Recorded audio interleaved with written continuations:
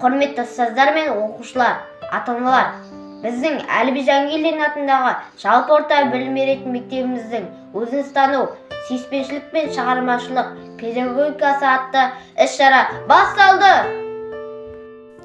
Басталып та кетті. Өздеріңіз білетіндей, бұл республикалық іс-шара 20 қарашадан бастап басталғанды.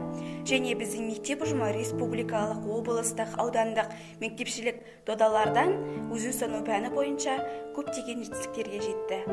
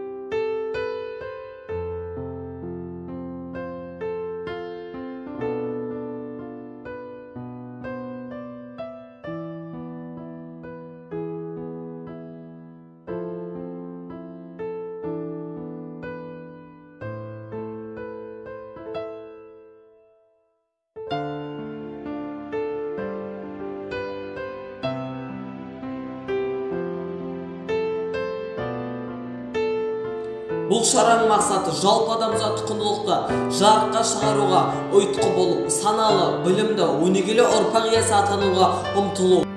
Ендеше осы өзін тану, сүйіспеншілік пен шығармашылық педагогикасы атты іс-шараны қорытындылайын. Ақпан айында барлығымыз жоспарлы істі жақсы деңгейде орындауға атсалысайық. Іске сәт!